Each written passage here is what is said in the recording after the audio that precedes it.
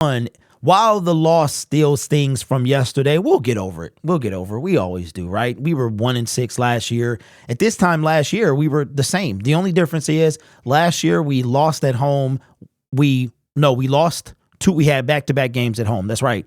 So we wind up splitting those games against the Eagles in Washington. This year we go out and beat the Kansas City Chiefs, and time heals, right? Time heals, and it's been over 24 hours. And while it sucks, it is what it is, and eventually we'll move on. Tomorrow's the last day we'll be talking about Seattle, and then we got to focus our attention to the Atlanta Falcons in week 3, which also will be at home. But I saw this article from Pride of Detroit. I wanted to talk about it. We got risers and fallers. We have 5 risers and 6 fallers from the Detroit Lions overtime loss. Let's take a look at who they have.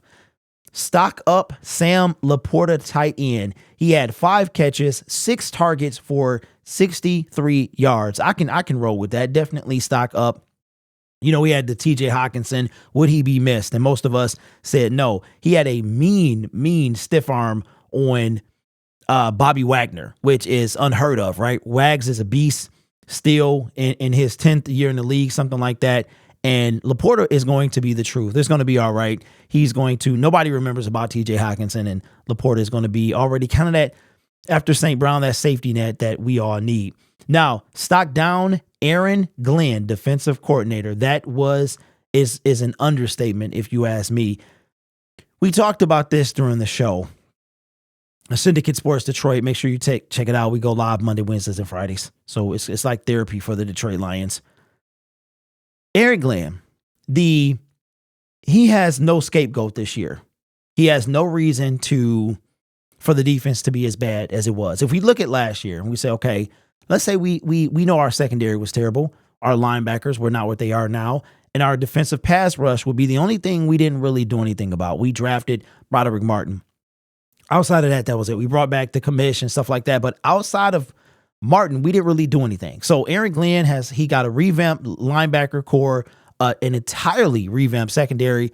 And there's honestly no excuse for our defense to be as bad as it is. They scored 37 points on us and then 20. So we have 57 total points scored on us in 2 games.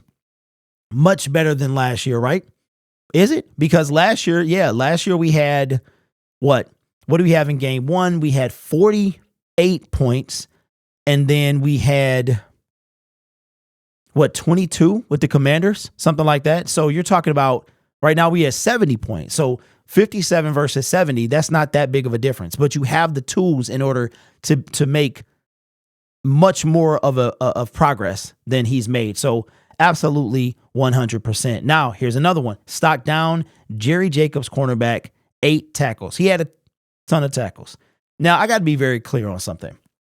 And I've said this. Whenever I say I told y'all, first of all, if you're new to the channel, this is the in-season me. The in-season, I'm like Dr. Jekyll, Mr. Hyde. I'm like Bruce Banner versus the Hulk. I am a totally different guy on game day. When I am talking about the Detroit Lions that Sunday, I am completely different. Inside the game, after the game.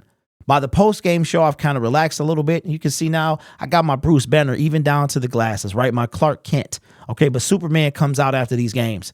All right. And I have said, when I say I told y'all, I'm speaking of the fact that a lot of y'all got rocked to sleep because I wasn't the one telling you that Jerry Jacobs was a number 2 and that he was going to be good. I don't know who would be telling you that, but you were telling me that we would be fine. I was not the one telling you that our defensive line depth was solid. I've been talking about Chase Young, Brian Burns, Will Anderson Jr. doing the draft, and all we kept hearing from the audience is our defensive line depth is fine because we had James, the problem Houston. Now we have a problem because James Houston won't be in the game probably for at least three-fourths of the year. He's probably going to miss easy 10 to 12 games. That's if he comes back. It depends on the severity of his injury, if surgery is required. If surgery is not required, he could come back sooner. But anyway, back to Jerry Jacobs. Jerry Jacobs, he got a lot of swag. He got a lot of swag, man. Undrafted free agent. He has a ton of swag, but he does not have the talent to back up that swag. One thing about Deion Sanders talks a whole bunch, but he also backs it up. Jerry Jacobs talks like he is Deion Sanders. He's not, okay? So I told you, Jerry Jacobs is 4-5. I'm not even giving him number 3 is good in my opinion. That's That's his best is a second string, maybe third string. Okay. I know y'all love an underdog and all that stuff, and that's fine. But Jerry Jacobs, no, stock down 100%. All right, stock up. Josh Reynolds, 5 catches, 6 targets, 66 yards, and 2 TDs. Josh Reynolds, man, and his whole thing with Jared Goff, and I don't want this video to run long, so I'm gonna speed through these. But Josh Reynolds is the guy who kind of has gone missing. And he has been, both games now have really stepped up for the offense. 2 touchdowns. This is Josh Reynolds last year. So it's going to be intriguing to see if he is going to be re-signed, even if he wants to come back to Detroit. Stock up, Derrick Barnes, linebacker, 7 tackles. There was a series, I want to say it was in the first quarter, where Derrick Barnes was just everywhere. He made back-to-back plays when it comes to defense. So it's good to see the third-year player, man, kind of making some strides. I think he was part of that trade when we got St. Brown. So good to see him making some strides when it comes to the defense. Now, stock down, Jonah Jackson. That would be a stock down. I can't really say that I watched him a lot. Wasn't really paying that much attention to the Jonah Jackson. All right, now quick hits. Stock neutral, Alex Anzalone. Stock up, Jared Goff. I agree. Stock up, Graham Glasgow. Lord have mercy. Stock down, tight end Brock Wright. Matt Nelson, Marvin Jones Jr., and I think that is about it. So I agree. You know, I went on a rant about Matt Nelson. Somebody was like, we can just move this guy to this guy and put this guy here and blah, blah, blah, and we won't see Matt Nelson. Wrong. I told you that he was going to be in there. Okay, and even with that being said, Jared Goff still did his thing. But anyway, you got to understand something, right? Again, the I told you comes from videos upon videos and hours and all this watching y'all do of me. And in the comment section, you get to tell me your thoughts, right? You listen to mine, you type yours in the comment section below, and you tell me how wrong I am about our defensive line depth and how wrong I am about certain things. And I've been right a lot more than I've been wrong. So it's not about me being right versus wrong, but I have to read all your comments, because unlike other creators, I actually read y'all comments, right? And I try to respond. So when it's time for me to give it back, I'm gonna give it back. But like I said, in season Derrick is a lot different than off season Derrick. I wait for this. This both is the real me, okay? But one is a little more excited than the other one. This one right here, man, and Aaron Glenn, year 3, I'm just not having it this year. Okay, my fuse is going to be very, very short when it comes to this Lions team. I'm not going to lose faith. I'm not going to, SOL. All that stuff ain't coming. But when we in the game, bro, we in the game. When it's time to play, it's time to play, and you're going to get that version of me and nothing else. All right. Now, I want to address something real quick.